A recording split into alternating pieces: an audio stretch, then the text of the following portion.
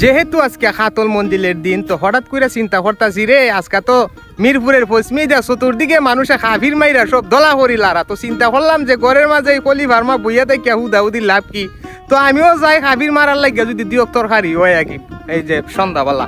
তো দর্শক এই মুহূর্তে দেখতেছেন আমি হেঁটে হেঁটে এই খাভির মারার উদ্দেশ্যে দর্শক চন্দচরি রওনা হইছি। তো আমি মিরপুর আইয়া অলরেডি যাইতেছি মাওননগর মাজারে। তো মাওননগর মাজারে যাওয়ার সময় দেখতেছি যে আমাদের মিরপুর যে বেদে ফট্টি, ওইখানের মধ্যে কিন্তু বেদে গোষ্ঠী 3টা সাপ দইরা নিয়ে আইছে আইয়া, কিন্তু এই সাপগুলার যে বিষ দাঁত আছে, এই বিষ দাঁতগুলা কিন্তু অলরেডি চাক্কু দিয়া ফুসাইয়া হাড়ি লাইতে। তো দর্শক দেখতেছেন কিছুক্ষণ পর আমি গেলাম কি মাজারে। তো মাজারে যাই আগে দেখি যে মাওননগর প্রচুর মানুষ।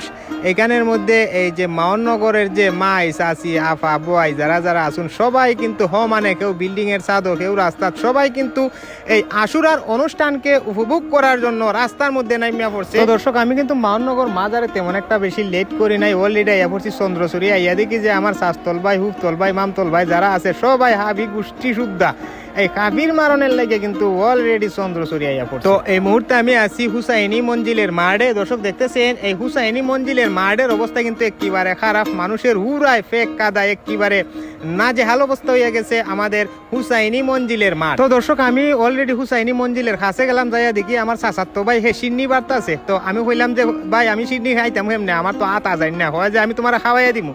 দর্শক দেখতেছেন আমার শাস্তল ভাই সুমন কিন্তু আমার সিন্নি খাওয়াইয়া দিতেছে। আমি সিন্নি হাইয়া হাইরা একটু সুস্থাইতেও পারলাম না, হঠাৎ করে দেখি হুলি লাগছে। বিষয় কি মানুষ লিয়া টানাটানি, যে বিষয় কি তা যে মাগার হাফির মাইরা কিন্তু মানুষ একদম অজ্ঞান হইয়া গেছে, মানুষের ঠাইন নেনা গার্ডের মাঝে ফালাইতেছেন। দর্শক দেখতেছেন এই যে এরা কিন্তু হাফির মারতে মারতে একবারে অবস্থা খারাপ, শেষমেশ এরা না গার্ডের মাঝে না ভিজাইয়া অন্তত ঠান্ডা হয়। এইদিকে দর্শক দেখতেছেন হযরত শাহ ওসিউল্লাহর যে পুকুর, এই পুকুরেরও কিন্তু অবস্থা একেবারে খারাপ, পানি টানি একেবারে গুলা হইয়া গেছি। আর এই যে যারা মুসরা দিয়া অজ্ঞান হয়েছে তারাও কিন্তু না ওই জায়গার মধ্যে গোসল করাইয়া পরিষ্কার করানো হইতেছে। এই হচ্ছে আমাদের চন্দ্রচূড়ি হুসাইনি মঞ্জিলের মাঠ। মাঠের অবস্থা কিন্তু একেবারে খারাপ। তো সামনে কিন্তু আরো ভালো ব্লগ ভিডিও পাবেন, সবাই কিন্তু কলি ফার্মার ব্লগ চ্যানেলে চোখ রাখবেন, আরো ভালো ভালো ভিডিও পাবেন। ধন্যবাদ সবাইকে।